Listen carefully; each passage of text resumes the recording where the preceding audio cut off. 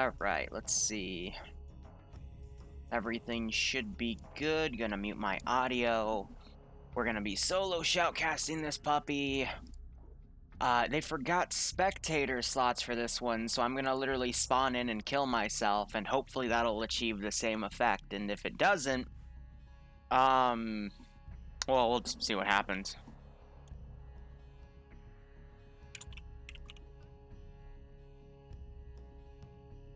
But I gotta take a deep breath 1 second.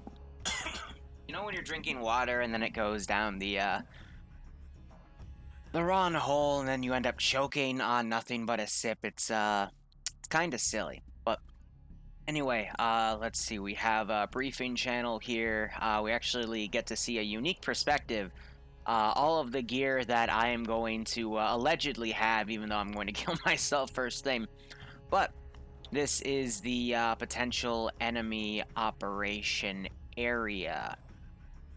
So, reading into the tasks here, let's get right into it. This is another OFCRA operation. Last week we debuted one where I finally came to shoutcast. NASA was co-commentating with me, but this one he is going to be on the ground with his guys watching.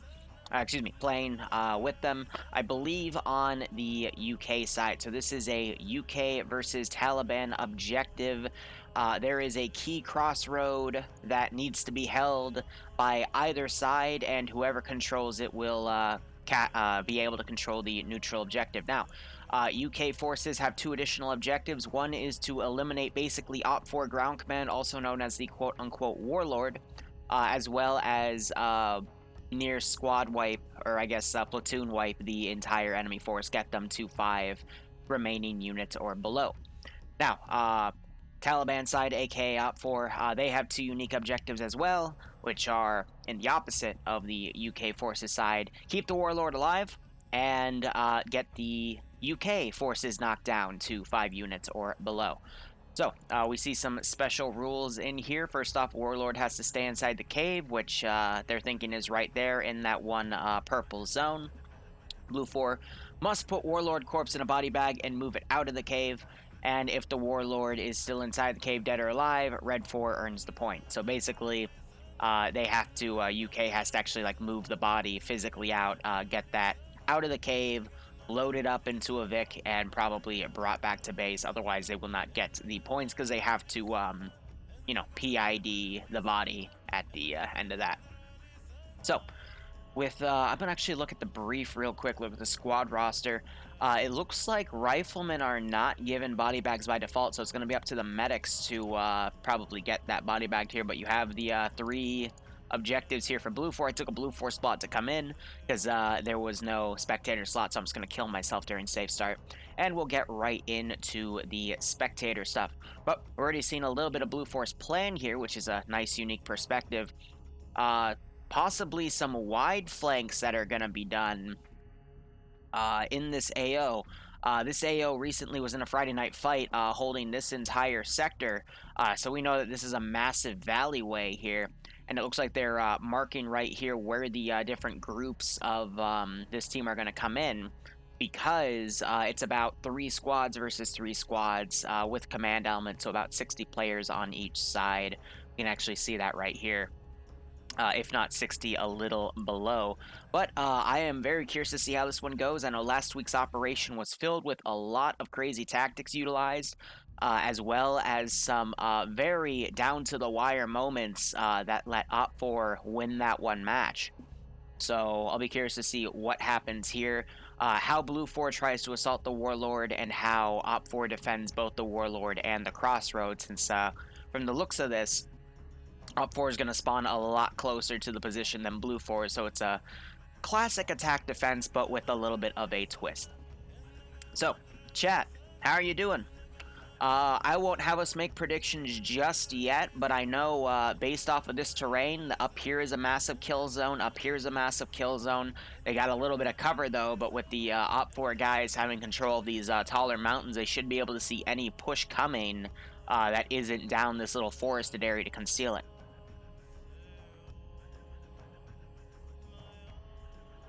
So we'll see how things go.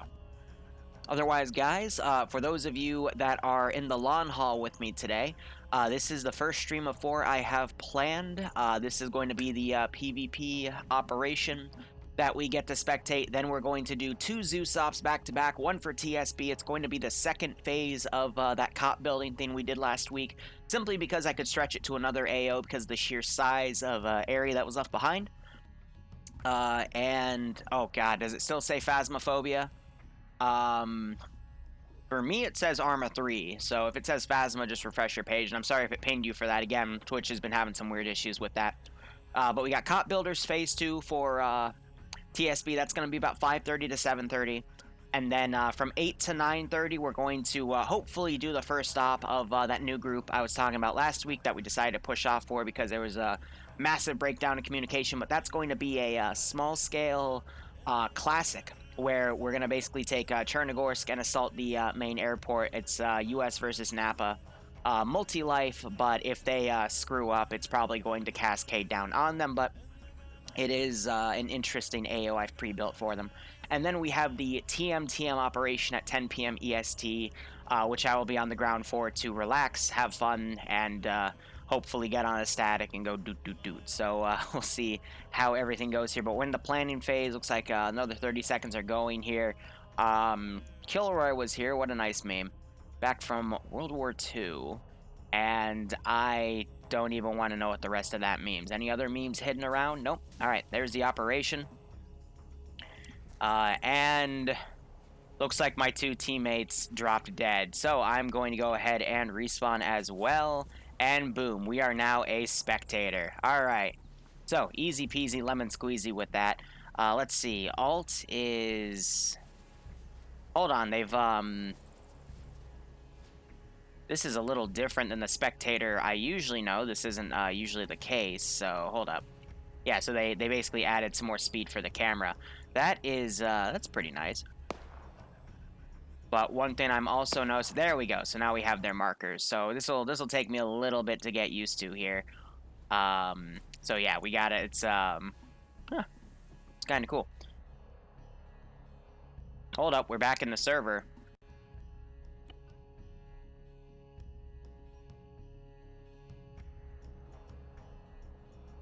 I don't know what just happened there.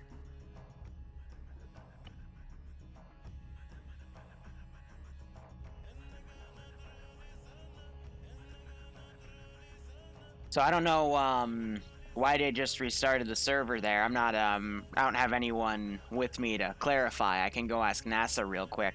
Probably just a bug to quickly fix. Maybe something to do with the fact that I had a different spectator thing than usual, but I mean, yeah, I'll just respawn, kill myself again, and we'll get started. But yeah, definitely different spectator controls than what I'm used to, but we can still make that work, obviously.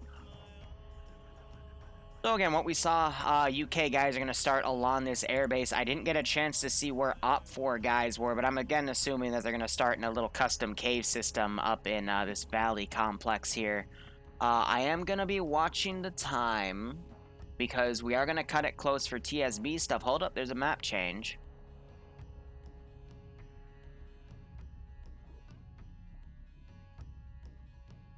I don't know. I think they're going to debug something. Not going to lie, the past few days, actually, there's been a lot of mission debugging. I know with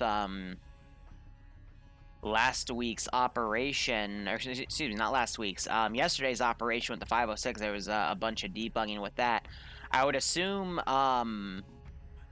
probably the Arma 2.0 update, along with the RHS update, has been probably causing some issues for multiple communities. I know I had to fix a few things for the mission file for TSB tonight because of a few RHS changes, but that should be all taken care of. I've already tested on the server. It should be A-okay.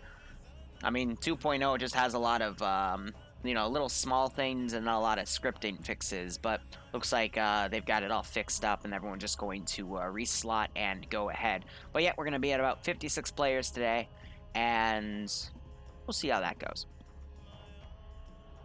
Also, I don't know why you got a 20-minute political ad coming here. Personally, I don't really endorse either candidate. I don't try to put politics in this channel because politics is just a messy business. I will use the politics for meme ops, though. That's always a gold mine. But If you ever get like a 20-minute ad for the channel, just refresh the page. It'll give you a new one that's not dumb. And I don't really know what else to say about the 20 seconds, not 20 minutes. Okay. Okay, you scared me by saying 20 minutes. I'm like, why is Twitch putting 20-minute ads on my channel? God, that's a lot. That's like literally the entire length of a SpongeBob episode without ads. 20 minutes of brain damage. Yeah, right? Ay, ay, ay. I gotta start re-adding Sergeant Fluffers into my mission files, man. That would be fun. But here, this time, I'm actually going to go into Op Force. Okay, no, they got guys in the bottom thing, and these guys have been joining up on me, so we'll see how things go with that. But we'll see how things go with all that. Do I get anything out of those ads? I get a few pennies. Like, every time someone watches an ad on Twitch, I get like 1/10 of a penny. So I guess that's okay. Twitch is, honestly, Twitch is actually more predatory than YouTube. YouTube takes, like... No, YouTube also takes about half. No, a little under. They take, like, 42% of your ad revenue. Twitch takes 50. Twitch takes 50% of everything. If not, slightly above 51%.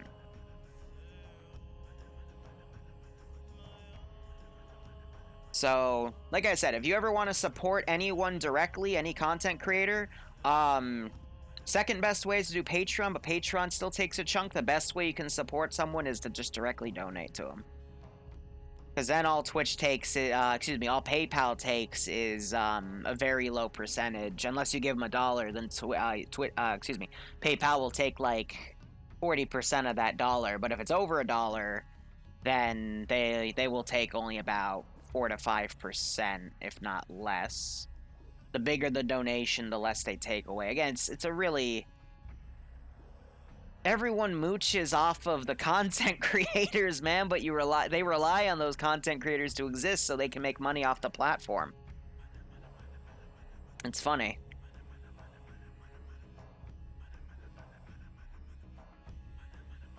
Oh god, I'm not sexy enough to rock an OnlyFans. All right, I only have a pretty interesting dad bod. That's it. But I'm not open enough for that level of stuff. Anyway, there we go. I am now dead. This is yelling at me to go back to your position. I hope that doesn't mean anything, but now let's go ahead, look at the spectator camera here. I'll put tracers on. Hopefully it won't kick me out again, but this is what we have for the Blue Force side. Let's go... Actually, no. Let's keep looking at these guys for a second. We've got 5 coyotes here. Actually, no. They're either jackals. They're not coyotes. They're jackals or something else. I forget the exact name of these vehicles. I'm not well-versed in the British rigs here, but we got, you know, a forward 7.62 machine gun. Half a year. And gimme dad bod on OnlyFans. Oh, no, we're not doing OnlyFans. I'm not slim enough to be a trap either, so we can't get away with that, unfortunately. But thank you for the 6-month resub, Freelancer. I hope you keep enjoying the operations, and I hope you get a kick out of this one. Can a T1 join Fight Night? If you're a TSB, okay, let me actually go through the numbers here. So for this, anyone can join this. I will find a way to start advertising how to get on these events later, but I got to get NASA's permission, who's my correspondent to OFCRA, just to clarify. But from what I know, anyone can join the OFCRA PvP events. For TSB today, that op is also open to anyone that shows up, as long as you've gone through the little introduction, which takes 5 minutes, and you have the mod set, which will be TSB main. For the third op I'm doing tonight, that is a closed community event, because I don't know how that group advertises, but I'm sure we'll get into that later. And then for TM is, I'm not Zeusing that one. That one is someone else Zeusing, but that one's very, they're very selective about the people they bring in. It took me like 3.5 to 4 weeks to go through the entire quote-unquote recruitment process. So, yeah. There you go. That's how everything is. But anyway, looking at these puppies, I'm gonna say they're jackals. I'm probably... Actually, here, I'm dumb. Watch this. If we do the mission command, it leads us to a website, and that website will actually tell us what vehicle each side has. Because, you know, I'm smart. So let's see, if we just scroll around here to find that information. They are coyotes, so I was right. Cool. All right, and then NASA just sent me something.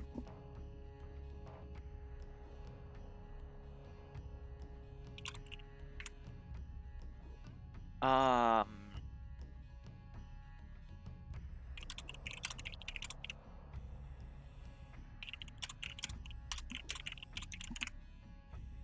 So we might actually have NASA and someone else come and shoutcast with us. I will get with that in just a moment. Wow, okay, I tabbed in and tabbed out. Now the camera's normal here, so I guess alt tabbing fix that back to what I am used to. But either way, let's hit F1 right there.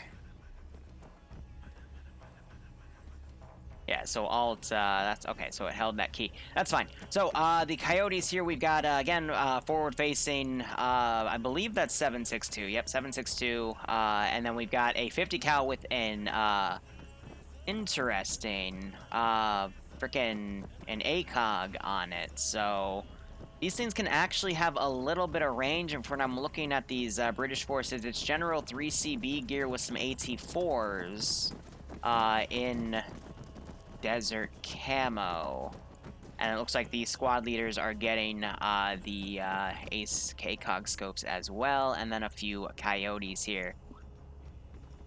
ACOG 50Y, I mean, I guess it's just to give it a little bit of zoom in for the gun itself, but that's actually going to be really useful in dealing with the open terrain of the environment as well. So anyway, OP4 has spawned back here. And we have this zone right here. This is the cave itself. Interesting note on that, but let's get into position here. What do the insurgents have here? We're looking at AKMs. So 7.62 based weaponry, deadlier rifle caliber. I don't think these guys rescript the calibers, so when they mean to give them guns like this, they actually mean it. We also got PKMs with 7.62 by 54. 54, so again, bigger calibers going there as well. We got some GP25s. I think I also saw that for the UK guys. They also had some underslung grenade launchers, but it's basically going to be a 5.56 7.62 based faction. We got some armed Dishkas here, only iron sights though, and then we're seeing some AT go off and some other crazy stuff. So, mission has started. Let's go ahead and look back at the cave system here. Kind of an intimidating one. You got to be careful how you build these up because utilizing too many rock textures like that can lag the server. But with this many people here, it should be fine. So this is probably where they intend to hide the warlord here, but definitely a nice buildup of sandbags here.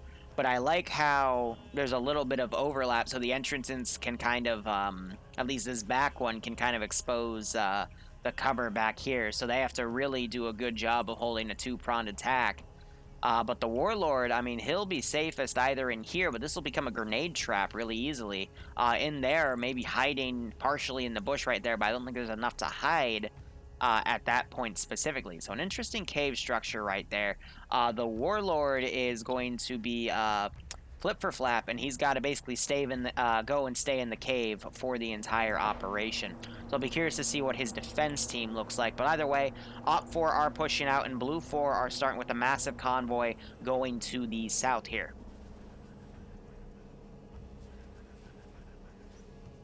So we might see some initial contact on the southern group as two of these UAZs, both of them having Dishkas, move out. One of them does not have its gunner on, instead has a guy in shotgun. And the other one has the lead Vic in the 50. I don't know why that second Vic doesn't have the shotgun guy in the main gunner seat, because that would be a lot better to do. But it also looks like the actual crossroad here has a bunch of British vehicles. Interesting. I'm not sure if these are enterable, because if they were, I mean, definitely getting on the, you know, the statics of those would be devastating for the Taliban forces to get on.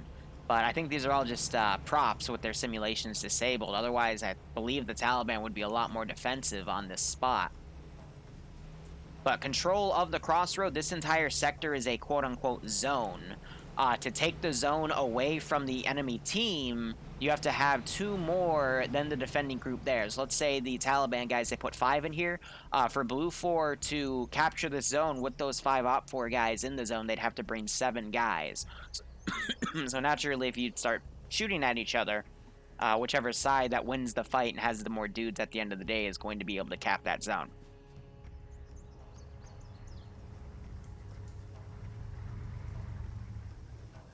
So now we have Flip and Remy, Remy, not to be confused with the Remy most of you probably know. They are going back to the cave right there. We've got some Op 4 guys. They're actually taking a bit of an interesting defensive play here. They're being a lot more aggressive with their defenses. Instead of setting up at the cave directly, they're pushing their defensive lines all around. This is also going to allow for a lot of their forces to be put in reserve, but Blue 4 is going to take this incredibly cautiously as we see them making this massive, honestly, encirclement for lack of a better term, because they don't know how Op 4 is going to deploy their forces. So Op 4 keeping a lot of these guys in reserve up on the high hills is going to help them see Blue 4's advances earlier on and potentially then stage large flanking maneuvers to try to get on top of Blue 4's positions here. So we'll have to see how things go there. Either way, both sides, Blue 4 is going to take this cautiously because it's really hard to recon that position. Also doing a lot to get their forces into position as well. Let me hit page up here, see what my maximum render distance is. There we go. So that is what we have to work with right there. So far, no sides really seen each other, but I'd be willing to bet these Op 4 guys might get picked out here momentarily because Blue 4 is dismounted on that big hill, and that vehicle is going to help them stand out like a sore thumb. But these Op 4 guys might also spot the Blue 4 guys moving up at where we had that Friday night fight objective the other day. Now, I'm going to be curious to see if this guy spots what's up there. It's hard to tell because those guys are just below the defilade line right there, but if he's able to spot that and tell his guys and get that radioed, we could potentially start seeing the Op 4 outflank action a little early on. But Blue 4 has deployed over here. Their vehicle is also in plain view of that guy. We got, looks like the command group for the UK faction also coming around. I don't think they have spotted that position down there. Definitely have this guy looking around with his rangefinder here. But so far, I don't think either side spotted each other, but this might be where you see the first point of contact. Actually, Op 4, they are driving away from this position. Not sure if because they might have spotted that group or they are just trying to reposition. You can see the top of the Vic right there, actually. It is kind of sticking out like a sore thumb. But I think Op 4 have these guys over here to actually watch this ingress vector instead. And this car is continuing to drive out. Interesting. Meanwhile, the third Dishka car, it's put itself over here. We got, one guy with an LR who's definitely going to try to get up here and do some scouting work. We'll try to watch over this entire vector. This being probably the one of the 2 tallest points on the map. The tallest point would be back there, but, second tallest over there. Actually, we got another one over there. So there's a lot of places that the Op 4 forces can go to maintain a height advantage to try to watch for any enemy forces that are going to come by. Are they first-person locked? Yes, both in vehicles and as infantry, they are first-person locked. And yeah, that northern group is doing a little bit of a skyline, but I don't think anyone on Op 4 sighted them just yet.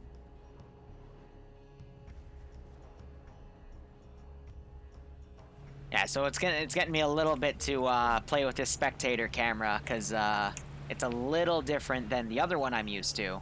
Okay, this car had to have spotted that other car moving around over there.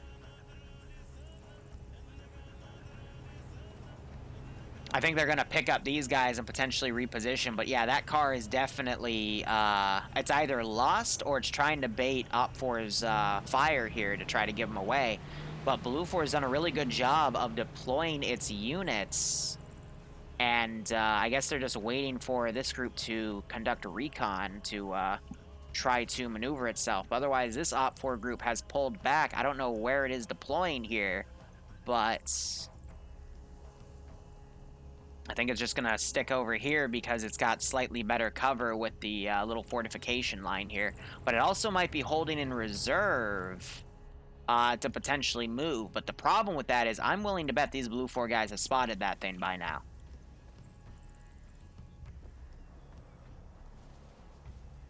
This guy has. He's looking right at him. There he is in the binos. He sees them right there. I wonder if they could get that coyote to come up and put some 50 cal shots in that position. But even then, that would be a very far shot. There it is. It's exactly what I was thinking, and immediately it goes on. You got to remember, those 50s have an ACOG, so they do have a little bit of a scope enhancement. OFCRA doesn't look like... Nope, I think they just realized they're being engaged, and they're trying to get into fortifications here. From the looks of it, I would say those rounds are going short. I don't think the tracers are working.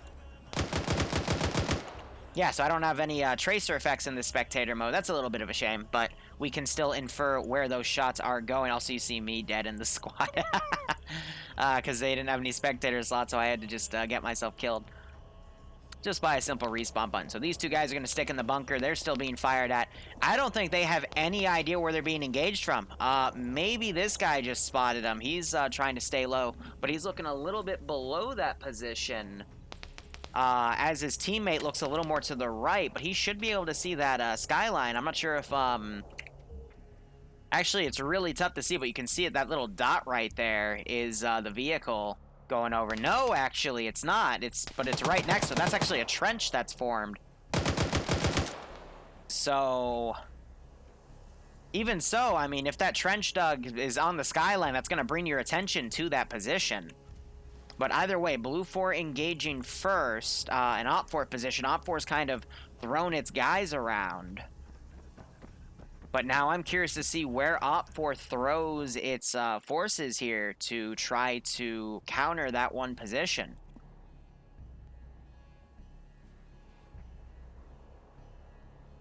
OFCRA doesn't actually have that many guys, and that is Blue 4. I mean, it's about a 55 to 60 person operation. Wow, no, OFCRA has a shit ton of dudes in reserve all the way back here. Why?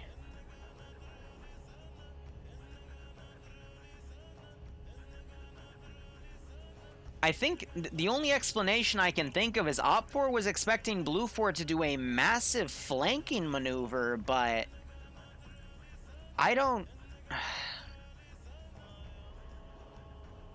That's a very big risk. That's a very big risk for the OFCRA commander to take, especially he's got 2 of his UAZs. With the Dishka, he's only got 3 of those, if I remember correctly. Might actually have 4. I'm going to check up in this hill again. Yeah, so there's the 4th one. But he's committing a lot of his guys to a southern attack that he has no intel on coming other than a hunch. Because he's playing against a guy named Bluck. So I think he based that off of playing against Bluck beforehand. But that is way too many forces in reserve, in my opinion. And they're completely out of position. So they're holding down this MSR, but I get it because we saw last week there were some wide flanks that were done on both sides, but here, OFCRA instead needed to focus a few more guys on recon, because what they could have done was rushed a Vic up to this mountaintop over here, and they would have been able to see any Blue 4 forces that would have come around to do said wide flanks. So... this is a big waste of manpower here, and as Blue 4 is now moving into the AO, I don't think OFCRA is going to be able to really stop them, because the commander can't leave this position flip for flap. And if he gets eliminated and dragged out while all of his forces are completely out of position, Blue 4 could easily steamroll this.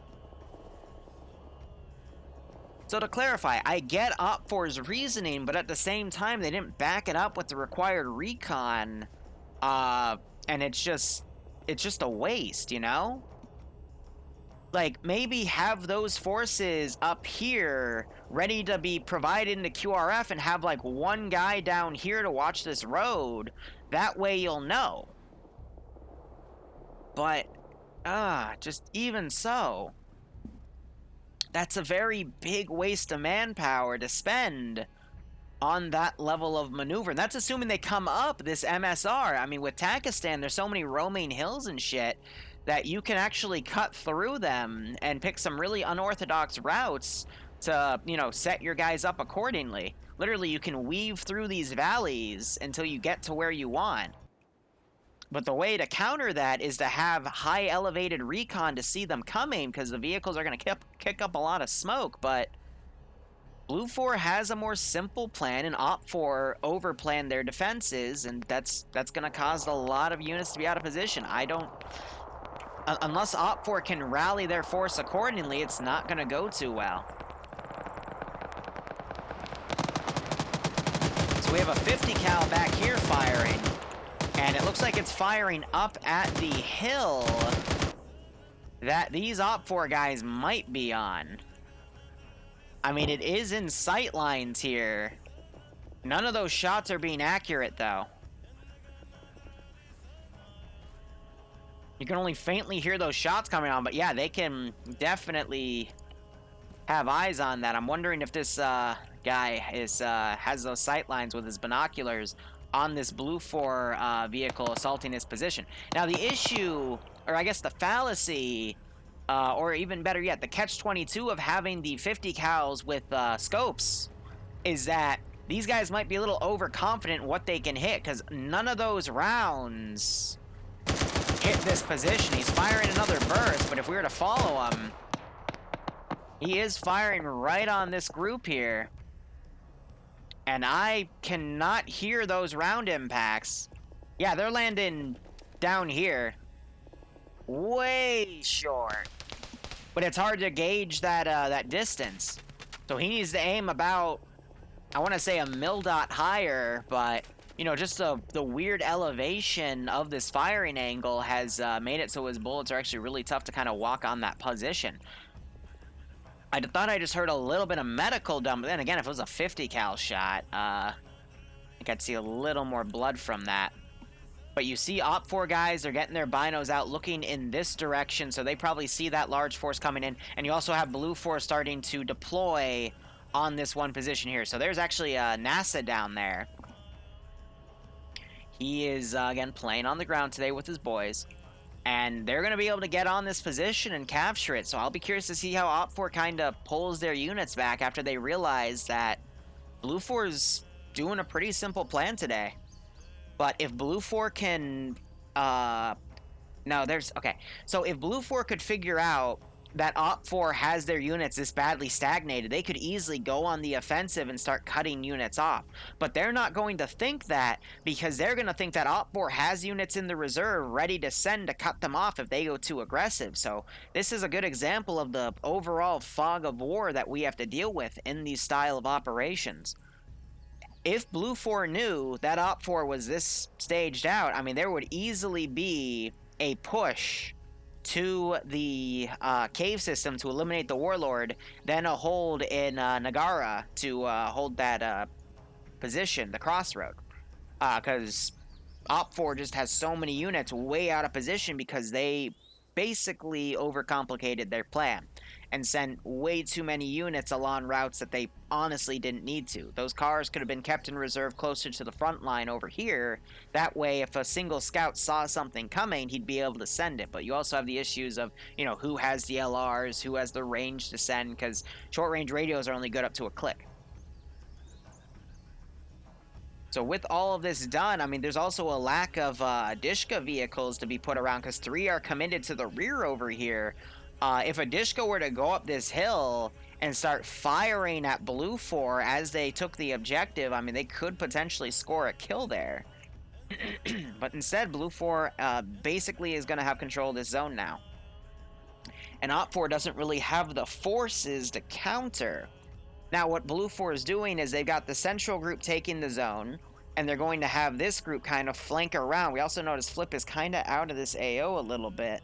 But as long as he's in the actual, like, cave complex, he should be good. He's in a trench complex just outside of it, helping to pull recon. But Generally don't want to be on that angle outside, because someone can just come up and get his marksman rifle out and blow his head off, and that would be the objective, but they still have to pull the body out itself. But either way, I believe this force is going to come around and try to hit that position, and then this force is also going to do a wide flank, but it looks like at least 2 of the Dishka cars are readjusting here. Possibly this Dishka car is readjusting to fire at that Blue 4 group coming in. His gun is aimed down. Oh yeah, no, he's gonna try to engage that group over there. So these are the tactics OFCRA was hoping they'd be able to utilize, but at the same time, so many guys in reserve back here, it's not going to play too well. But then again, with Blue 4's strategy of doing a southern pincer maneuver over here, these guys could mount up and then attack that pincer and, you know, try to beat them to the cave itself. Now we're seeing a little bit of combat in the town as this Blue 4 group is trying to engage the OFCRA guys that were spotted up in this building. They're already being suppressed by a machine gun, so they need to be careful. They do have a grenade launcher guy, but where is that machine gun? There's actually 5 of them, and the machine gunner's over here. He's going to try to reposition to get on a good firing arc. AT also going in that building, but it's all open right there. More AT going in that building. They definitely do not want those guys to stay there, but since this is one life PvP, I believe both of these guys shot their AT into that building there. But, you know, one life, if you can knock them out early, that's going to help them out. Now you have these machine gunners trying to reposition, but at the same time, it's not going to go too well. What are you firing at? I think he was firing at this vehicle coming in right here. I don't see any... Oh, they have a dead AI. That's interesting. Hope that doesn't throw out the game, because that was the Warlord, but it looks like he respawned fine. Now you're having these guys engage. Another OFCRA group has dismounted here. And now you're going to see the contending of the town start to go. And we just had some fire go up over there. It's not the... they're not firing at the Dishka. I'm not sure if that was an accidental discharge. These guys are still coming around on the flank here. How's the Southern Pincer doing? Southern Pincer is dismounting on this position to try to get eyes on where they're going, at least to scout things out. They do have to worry about a recon group all the way up here, though. But their eyes are not concerning that flank. Instead, they're looking more towards the town itself. So that's pulling eyes away. It's going to be up to McLaren here to spot that group. But they're a little more in that direction, actually. So we're going to focus on the main PvP fight down here. Looks like the Vic that the OFCRA guys had to transport was hit, so they're not going to be able to use that. But otherwise, this 4-person cell trying to push up as well. I mean, really, it's anyone's game. Again, like any other PvP op, it's going to fall down to who has the better PvP, who has the better team that's going to be able to score more kills. And I mean, these guys have a slight advantage here because Blue 4 is too busy focusing on the other team, which is pinned down right here. Now, if that marks... this is a machine gunner. If he were to look a little more to the right, you might notice these guys crawling out over there. Oh, Goatland. No, he spotted OFCRA coming out on this position. Nasso knocked to his legs. Oh, that is not good. So unfortunately, OFCRA didn't notice a guy up on that high point, but Goatland certainly noticed them. Goatland we also see in Friday Night Fights, but we have a man down already. As this 2-man cell tries to move up. That's a machine gun team. But now Blue 4 just has to send a few guys in here. They're trying to conceal their position with smoke. Nasso trying to bandage his buddy, but he's not going to be able to do it. He's already dead. I will say with the new Ace Ragdoll animations, it is getting a bit harder for people to notice when their friends are dead. Because this, honestly, the way his weapons drop like this makes it look like that he is, you you know, in one of those downed animations. That's why you always got to look at the body. If you get an inventory pop-up where it's basically a little AK and like 3 lines under it that are slanted to the right, if you see that, he's dead. That is the one tell.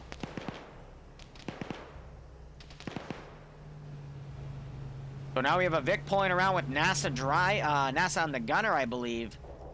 This, he's not the machine gunner, he's just a regular rifleman trying to come around. And we had some AT just get launched at the machine gunner. And Roid Camper's trying to push up on them as well. I have no idea where that one Vic just went. Oh, they're driving. Nope, that's the Coyote. What the heck just happened? Blue 4 still doesn't have any KIA. These are, that was mine and an AI unit. But we've got, Sacred here. Okay, they dismounted over here. But Sacred's pulled out. He is now trying to fire in the back. Knocks Nasso out. Big Odo doesn't realize he's being engaged. Owie might come out, and he actually knocks Band out. Nice.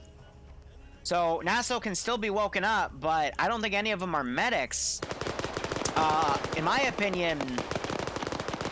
Who was this? I have a short-term memory. Sacred should have started up with a few grenades and tried to get a little closer and use this doorway to flank him instead. Now we have Goatland who's come down. He's throwing some grenades down there. More RPGs coming out. That group being suppressed by a machine gun. No, a Coyote over there. Nubas is also trying to hone in on that position, but Kill is down. One of the guys down here just got shot as well. Yep, so they tried to come out on the back, but they're being flanked by a machine gunner. Oh, that GP25 just knocked that tree over. They might be screwed from that, because that actually just opened up another better sight line for that vehicle to fire. And nope, there goes Rat. And yeah, those guys, they tried to pull away, but vehicle pulled up on them and just watched them crawl out of that section. Kill is still staying down right there, and we have Big Odo and Big is busy bandaging himself, and Owie here is also bandaging. So Blue 4 can push that position. They're a little wary though because they lost a guy going in.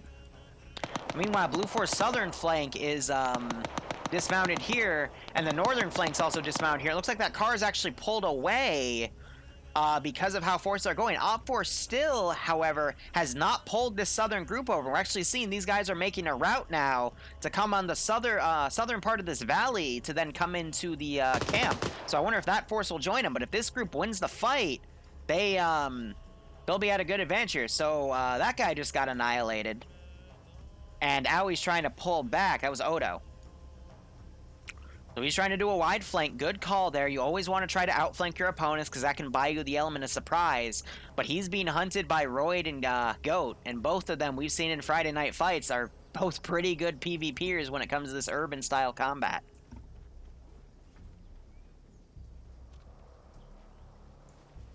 Just stream so much better than going to class. I agree. I would rather stream Arma 3, any type of Arma 3, even life Arma 3, compared to going to another freaking lecture.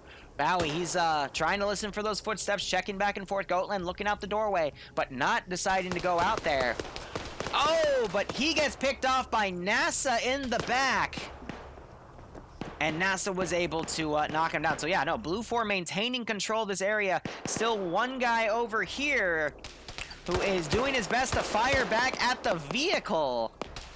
Not the smartest idea, in my opinion, with that rifle and the fact that the vehicle is kind of keyholing right here, but he was able to force that vehicle to at least push back for the sake of safety, because they don't know what's engaging them. You know, it could be a marksman rifle for all they know, because all of these weapons are 7.62 based. But up here, you have some Blue 4 guys firing at their own men. Ooh, so they're suppressing the smoke right here. NASA now coming in to shoot because he's also confused. So a big blue-on-blue incident going on. These guys know that that's one of their friendly 50 cals, I would think, from the audio PID. But there needs to be a little bit of a ceasefire order call, because I would hate to see Blue 4 knock some of its own guys. We saw that last week. One of the Blue 4 guys shot his buddy coming up the stairs when they were attacking Op 4's objective, and that could have contributed to why Blue 4 wasn't able to destroy Op 4's objective back there, because of that one blue-on-blue incident. But it looks like that gun has repositioned here, and it kills the last Op4 guy in the crossroads. So, Blue 4 now has a very healthy control of this crossroad area, and they have to know that Op4, you know, they still have a big chunk of forces here, but, I mean, that's at least 20 to 30% of Op4 down for only one Blue 4 guy. So, one hell of a good trade. Op4 had home field advantage, but because their units were so sparred away, they lost it. But there is still hope for Op4 here because Blue 4 still has a three-pronged attack here. And they might try to, if Op4 keeps their defensive network, they could catch one of these Blue 4 groups out of position and tear it up with the still 4 Dishka Technicals that Op4 has. But I'm worried that Op4 is now going to overcommit a defensive line for the cave system itself and pull back all of its scouts, and that's exactly what they're doing. They are now not going to leave anything to scouting, and Blue 4 is going to have a perfect 3-pincer attack here, if not a defensive line on the crossroad and a northern-southern pincer attack on the cave. But we might also see a regroup back here of Blue 4 forces to hit the town from the the cave from the rear, and then another pincer type attack from the northeast and southwest. But Op4 is consolidating here, playing right into Blue 4's plan of forcing Op4 to consolidate here so they can close this pincer. But Blue 4 still needs about 4 or 5 minutes to reposition their forces.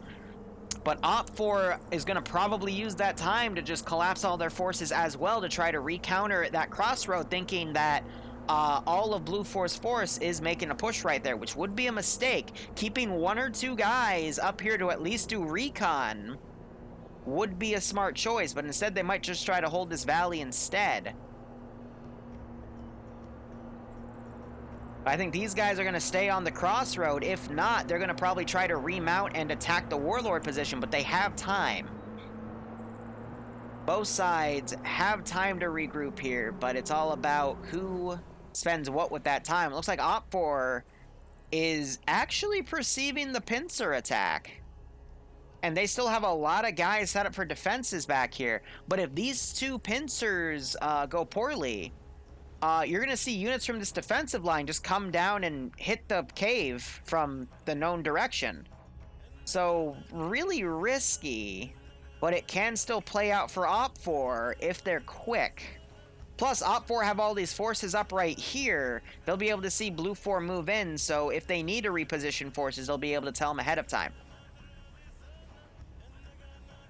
The trick, though, is going to be if Blue 4 spots that one position, how, if they even try to, are they going to counter it? They're up there. But yeah, you see these guys kind of looking around. I think the real, the one little bit of unbalance I've noticed throughout this operation is the long-range capability of that ACOG scope. I'm not sure if they have it disabled somehow. You're seeing Op4 opening up.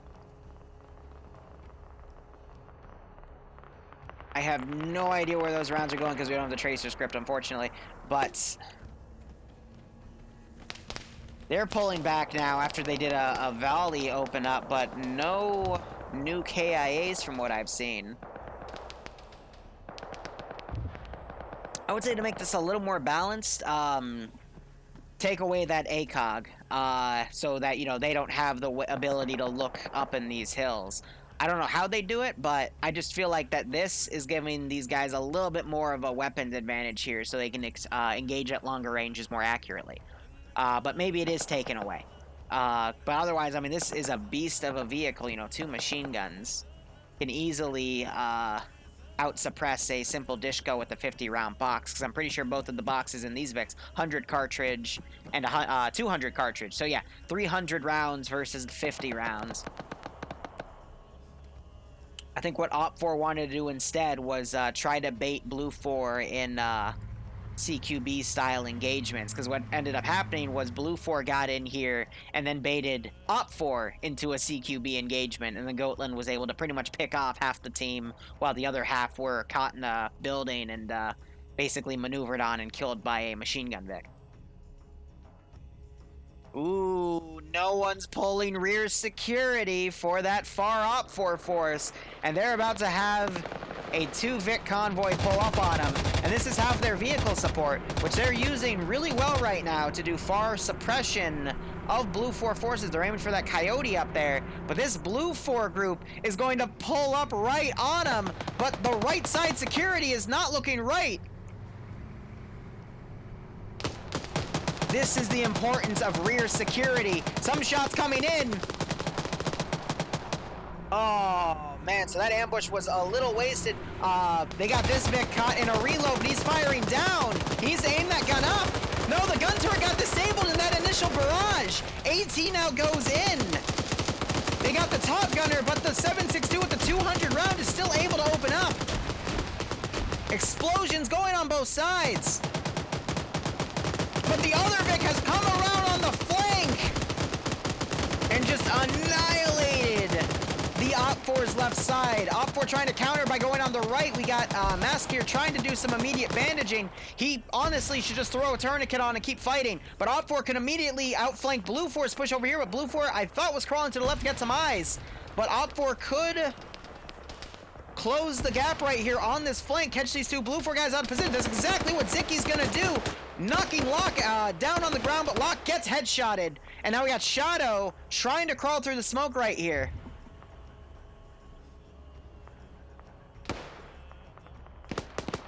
Blue 4 has a little bit of the numbers advantage right here. Shadow trying to close in on Zicky. Zicky being incredibly cautious. Wins the fight against Shadow right there. Again, this is what I'm talking about. The PvP is going to determine it. We're seeing some more grenades and smokes being popped across. Looking at the rest of the battle here, Blue Force pushed some forces up. They still have this wide flank in reserve. OPFOR does not have the numbers advantage right now, but they could win it back and steal one of these Coyotes, and that could change the game. One of them is smoking, though, but the other one can still be used. Sixor is going to be able to catch Clement out of position. Who's going to win the fight? Switching to his RPG! With an OG round! Misses the shot, it goes a little wide. Sixor getting knocked to the ground, needs to reload his gun. He does it. These guys are just a little too low to see him. Grenade getting thrown uphill, normally a really bad idea. Actually manages to land it right in front of Sixor. Doesn't take that many hits though, and actually they throw a smoke grenade for him. Sixor managing to knock out one of the two guys. Clement now pushing. And Sixor getting the other kill. That is all of Blue 4's southern flank knocked out. OPFOR still having three guys up here. They could take this vehicle, and they could use it now. And they could basically pull right next to Blue 4 and do some significant damage. Hearing some more shooting over here. I think it's just OPFOR double tapping some bodies here. But that was great. Blue 4, what they should have done was made sure both vehicles were ready to engage at the same time, or potentially hit this thing with one vehicle coming in this direction, one coming on the other. What ended up happening was this Vic came in first, and OPFOR was able to turn around and engage it. Then the other Blue 4 Vic came in, and then OPFOR was able to reposition and take it out. But that's kind of a in-the-moment sort of thing, similar to the Audrey Hotto incident, I'm calling. Not his first one, which we all know and love, but the second one where he was in the Kujari map, and his two armed Vics drove right behind and away from the OPFOR force. It's all about, you know, perceived moments. What you do in that moment determines everything. So a little bit of a misplay by Blue 4, but given the circumstances, it's understandable. OPFOR won the fight at the end of the day. Oh, fuck. We just saw one guy get picked off by a machine gun over there. That's probably a vehicle. No, that's either the 50 cal. That was a straight-up machine gunner on that side, but vehicles are smoking. We're seeing a little bit of wounded. Oh, yeah, definitely some wounded. But all of OPFOR's Vics are out of commission. They're gonna have to steal this one vehicle. It looks like they're trying some more AT coming up to this one position. And they're also taking some of the British guns too because they're scoped. I would do that too. But they need to grab that Vic, reposition it, try to get behind Blue 4 and do some significant damage, because with those two machine guns on that Vic, they could do some very nasty hit and run tactics. But instead, it looks like they're gonna stay up here instead as they try to regroup. So meanwhile, Blue 4 does have another group, and this Vic is going to have a lot of guys, at least 6 or 7. In fact, maybe a little more than that. I saw 6, 8 people, maybe 9. But this is going to be the southern flank now for Blue 4, as Blue 4 is now trying to maneuver another team of guys via this Vic, but it's not even a team. It's more so just people enough to crew the guns in that Vic. So tables got turned a little bit there. Blue 4 still enjoying the numbers advantage, but in terms of units kind of spread out here, Blue 4 is down to 2 major pushes here, and then 1 small defensive detail on the crossroad, and we're not even an hour in yet. This one's definitely a lot more fast-paced than the last week's operation, but it's been playing out quite well. So all these black arrows, this is Blue 4's actual markers, because I was a member of Blue 4 before I killed myself because there were no spectator slots. So again, it gives us a pretty unique advantage, but the trade-off is we don't get the tracer script. So I don't know which one's better, to be honest. They both have their ups and downs, but this group still getting suppressed by a machine gun across the way. These guys are pretty much pinned because they don't have any good form of escape routes, because if they try to go down the mountainside, they're going to get shot. If they try to go up the mountainside, they're going to get shot. So a very effective pin done right here, as OFCRA, again, trying to return fire, but with the lack of marksman scopes, it's going to be really hard for them to get any good shots on these positions. They'd have to get really lucky or have some really good marksmen for their rifles. And now we're hearing this group starting to open up. A little down the hill here, you hear their 50 cal opening up. They are firing at the 3 OFCRA guys back here. Specifically, this one guy right by this wrecked Jackal, but he pulled it up. He's trying to get on that scope 50. That is smart. All right, so now he's going to be able to scope in and potentially fire at those Blue 4 guys. Those shots landing dangerously close. He's quickly getting out because he's realizing how close those bullets are actually coming. And he has also taken an enemy gun. Again, I mean, the scopes on those L85s are very, very nice. Red target smoke being fired, landing literally the next ridgeline over. I guess just to try to spook Blue 4 here. But now Blue 4, looks like another wide attack is being done. They went back to... No, they did not. They left these 2 guys over here. Where is Bluck, out of curiosity? Bluck is with the main force over here under UK Commander Group. So they're leaving these 2 guys on reserve just in case. But it looks like they're also able to try to get some pot shots in, as they are firing up on that hillside as well. Again, trying to suppress from a different angle. That's a good call. So, Zix was trying to run out here, again, in the exposed area. I'm not sure if these 2 guys are shooting. I think they're shooting up at him, actually. They just caught him out in the open. His smokes are going to be a little too far down to assist him, but now the machine gun's going to fire at him. Zix might be screwed here. There's a headshot, and he's down. Literally doing a leg kick, too. Ay, ay, ay. And there's the disconnect. Oh, gotta love the RQ. Anyway, rage quit. ESP soon, Barbarian, soon. I'm still having a few things worked on. But anyway, OFCRA up here, still down to 3 guys. Looks like the other Vic was actually drivable, because that's the one they pulled around. So, I mean, they could seal both of these Vics, or at least one of them, fully crew it and try to do a wide flank. That's what I would attempt to do, at least. But they've got another Blue 4 Vic coming up close. That one, if it stops short and gets some good lineups here, it could easily catch some of these guys out of position with that ACOG 50 cal and honestly knock them all down. That would collapse the southern flank of OFCRA here, keeping them more consolidated and allow Blue 4 to kind of push in. But both sides have very limited numbers right now. It's literally 2 groups, 2 commands elements, even though that's not command's up there, but you get my point, and then 2 small groups. So the only difference is Blue 4 has slightly more men in each of these groups, but the group count itself is even. So Blue 4 parking their Vic up here. They're trying to find a decent firing angle on that hill, but they're not going to get one from down there. They got to get a bit closer. But their fear is that they'll run into, you know, a sentry from this group. Which I get, but this group, I mean, the whole reason they got walked up on was because they weren't pulling good rear security, but at the same time, I mean, at least their PvP skills were able to have them win the fight, which I would argue is the most important thing about of PvP, is how can you kill everyone else on the enemy team and survive. So red smoke down here. I think that's actually Blue 4 either trying to mark where OFCRA is, or OFCRA made an oopsie, because we saw another thing of red smoke pop back there. Now you're hearing that 50 firing up here. Also seeing the red traces of that 762. They're firing up at these vehicles to try to disable them so OPFOR can't use them to move around. I think that's also a good call there because they don't know what OPFOR's strategy there is. So we'll see how things go. Task information, the red 4 died because of Arma 3. So he got armored, but the commander's still alive. He just had to change slots. So that's why we saw an AI dead slot and then he took something else. So he's sticking in that slot. And look at this. He's got an extra AKM right here. So if he needs to reload instead, he can grab that and keep firing. That's a very smart strategy. And look at all the trenches they dug. So people can't just run in there. They can't just drive a Vic in there. Very smart. But now look, you're having OPFOR. Hold up. No, these are, they're being marked as Blue 4 Vics, but they're actually crewed by OPFOR. Interesting. But yeah, they're on both 50s trying to watch for any Blue 4 guys coming up. I thought Blue 4 was doing a push-up there. These guys are going to dismount their vehicle and push up on foot.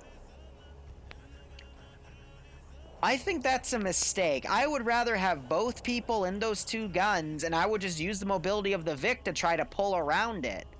Because that's exactly what Blue 4 did up here. They pulled in those Vics, and they lost the infantry fight. I mean, that guy's going to be able to catch the Vics out of position here. Gets up. No, I thought he got a headshot. Now the 50 cal is going to start firing. Yep, they're going to mount up in one Vic and they're going to drive.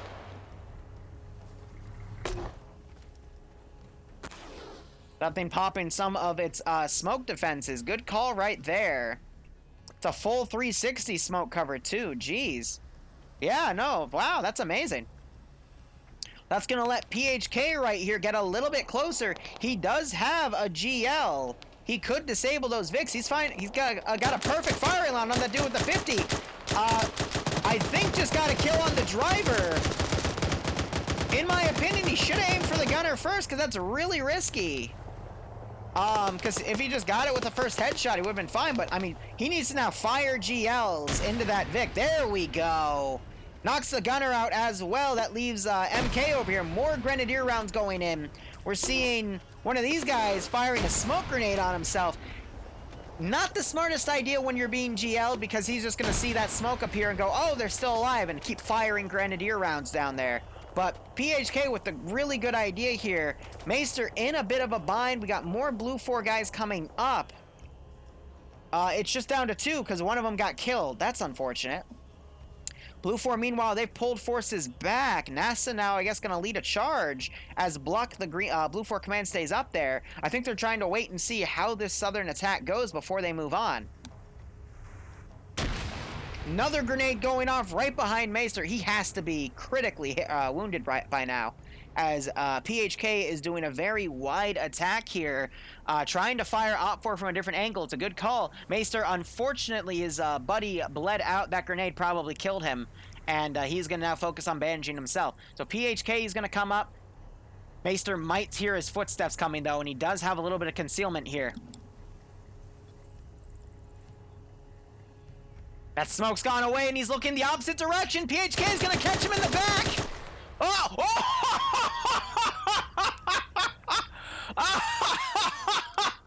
Unfortunately, Maester planted a small charge on the Coyote and rigged it to a dead man switch. And when Maester died, the dead man switch clacked off, aka his body ragdolled into the Coyote, causing the Coyote to jump out at PHK and knock him down. To give you a serious answer, yeah, no, his body went down. When you go into your ragdoll death animation, your body temporarily has physics till it hits the ground, and those physics can interact with vehicles and cause this.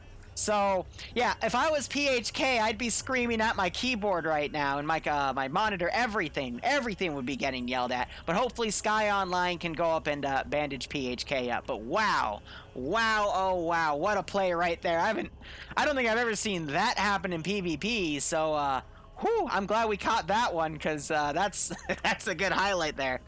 So anyway, we have Cheeseburger and McHelston probably butchered his name. They are the remaining southern two-man group. Looks like the closer one right here, because Blue 4 pulled back, we're able to come down and set up in the cave complex. Now it's gonna be Battle of the Cave. Can Blue 4 rat out the Taliban from inside? How will this two-man machine gun team counter what's going on? Are they going to try to head back up here to see what's going on, or are they going to try to set up a position? PHK, what he needs to do is stabilize PHK with tourniquets, get his head and chest bandage, load him in a Vic, and drive him back to command. Instead, it looks like he's going to carry him back to the vehicle. Again, good call there. I would make sure he's stabilized first, because that's going to be a long-ass drive. But also, you know, possibly expecting OFCRA to come up and counter here. But he has, you know, two options that he can drive to. So things should be A-okay. But now Blue 4 pushing up these ridge lines to make sure OFCRA has been fully cleared out. And we'll have to see how things go. So yeah, OFCRA, they've got, McAlston has eyes on that large Blue 4 group. His buddy does have a machine gun. He doesn't have a GL, though. But they could wait for that group to come down this little valley here, set up the machine gun, and open up on them when they're out of position. But if Blue 4 was smart, they would mount everyone up in a Vic and go down the Vic instead, because it would be a lot quicker. So OFCRA still has some opportunities to get some licks in, but honestly, the PvP is going to come down to the cave site itself. Oh, did PHK just get armored again? I think there's a little bit of a glitch right there as his slots were being changed. I think Sky Online trying to load him up in a Vic. There it is, yep. And now Sky's going to get in the driver's seat and try to get away with him. Looks like Cheeseburger and McAlston are trying to push south now to go check on that southern group, possibly because they lost comms. But Blue 4, I mean, they're going to attempt a push here with 3 guys into the cave system. And now we're going to see the final fight begin for this operation. Led by Nubas, we got Fact of the House and Mr. Cool. I do recognize these names in Friday Night Fights, too. Fact of the House, I definitely saw him last Friday. Same with Nubas. Mr. Cool also rings a bell. But yeah, they're going to have a very tough time here. But if they can get some good grenade throws, they should be able to really mess up some of these OPFOR guys defending. So Fact climbing up. He does have a machine gun. Mr. Cool has a GL, and Nubas has a captured RPG-26. So using explosives to route that position would be really, really smart. Unfortunately, Blue 4 flipped their Vic as they were driving down right in front of the machine gun team, and the machine gun team was able to engage it. Oh, that's unfortunate for PHK. He's not going to be able to get mediced up after that bullshit he dealt with. So, lucky break for OPFOR there, catching some more Blue 4 guys out of position. You got NASA coming around, utilizing these high rocks, trying to find another way into this cave complex. Very smart about it, but now he's on the wide right flank. If he were to push back a little bit, he might be able to find a good firing arc as OPFOR tries to reconsolidate. You can also get some grenades in there. Grenadier rounds going in there. Alfred going unconscious. More Grenadier rounds going in here. Explosives raining in. Oh, this is the issue with this type of area, because once you can start getting explosives in here, it becomes a death trap. So again, Flip for Flap is the HVT here. He needs to survive, but I'm pretty sure OPFOR, there's way too much time remaining for OPFOR to really do anything. What's going on over here?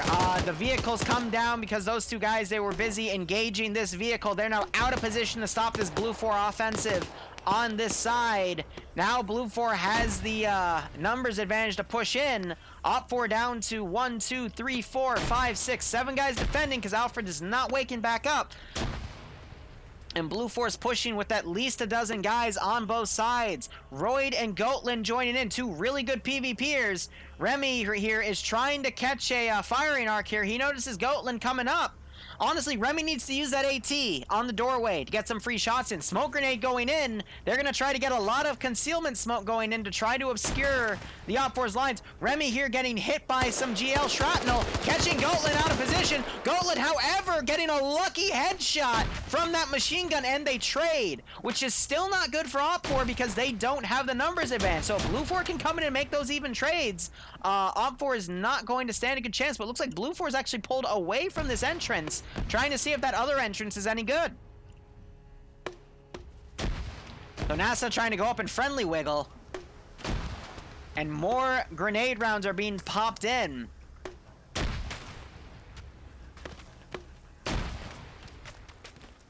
How's that two-man team doing? They're still up there.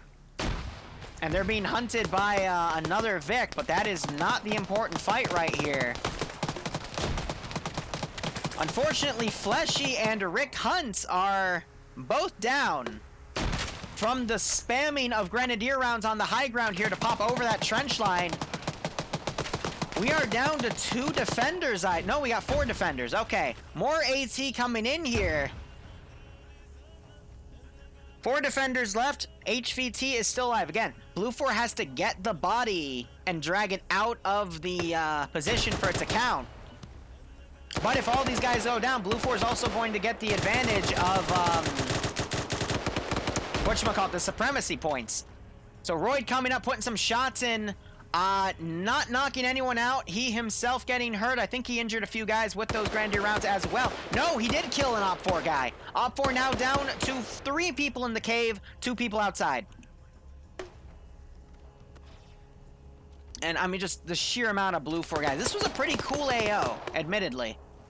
But Blue 4 just had it here. So he's going to get the shot on tackle. McLaurin, oh! Royd getting both of those kills! Flip-flop now coming out! And they trade! That's GG. That right there is GG. HVI is dead. His body's going to be dragged out. Blue 4 has a supremacy advantage. I don't see OP4 coming out of that. Blue 4 last had control of the zone. That's it. And it looks like we're getting some double taps here, or he's just shooting at shadows. Yeah, I think Barros is shooting at shadows. I would be jumpy, too, going into a smoky OP4 cave there. Carl Connor now pushing up, trying to see if Royd is still alive. But, I mean, that man, 2 confirmed kills, technically a 3rd with tackle.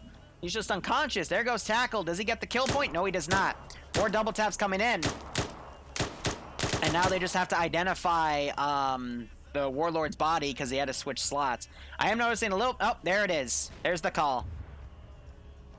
So they killed the Warlord. They got the supremacy. They didn't maintain control of the crossroads, but they didn't need to at that point. That was a stomp-out victory. 2 survivors left on that side, but 17 Blue 4 survivors on that side as well. So, hot damn. That was a good fight, in my opinion. Again, the little bit of a tweak, I would say, would be the ACOG on the 50s. But overall, I think OP4's major mistake was their placement of units and not fortifying that crossroad immediately to nullify the advantage, because they knew that Blue 4 would have those coyotes going in. So, overall, I would say, well done to Blue 4. OP4 hopefully will learn from their mistakes and make do better in the future. But, no, that was good. So, guys... next stream is in a little bit of an hour from now. It will be a TSB cop building scenario, phase 2 of that. These guys are now going to do a fun op, but I'm not going to cover that because I'm going to just take a small break, rest my voice, and get ready for the next operation. So thank you guys so much for watching. Go operate operationally. Enjoy the rest of your day or night. Cheers. Have a good one. See you next time.